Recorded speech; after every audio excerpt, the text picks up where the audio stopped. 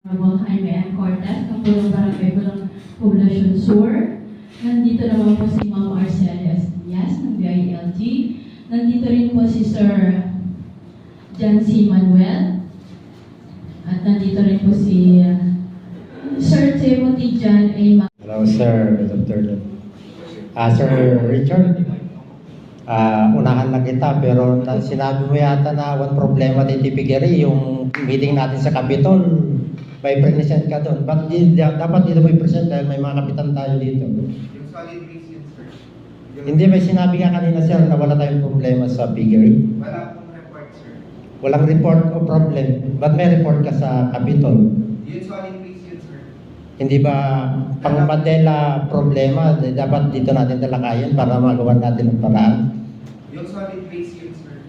Yung na-report sa province, yung solid waste management. Dalawa po kasi yung table. Isang solid waste at isang figure. May you explain yung pagkakaiba ng solid waste saka yung solid waste natin sa Mandela? Please.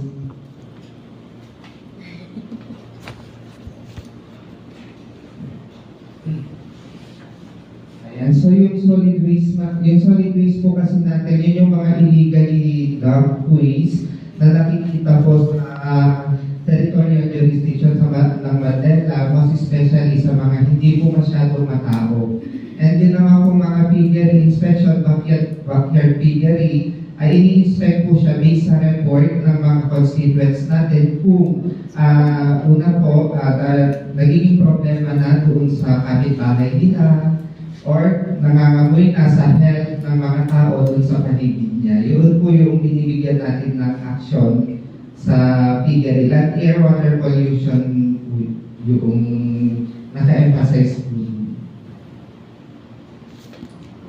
May landmark complaints na ba tayong nagawa, sir? May mga landmark na cases na nagawa natin ngayon. Regarding sa, bakit din natin i-present yung nagawa natin sa report natin sa Capitol para mas maintindihan nila rito. Hindi natin magagawa ng paraan yun kung hindi natin may mga kapitan dito. Ako. But mayroong... So kung titignan po natin, yung 2020 reported po lahat yan, 2024, 2025, pero dahil po sa implementation natin at dahil sa enforcement division, makikita po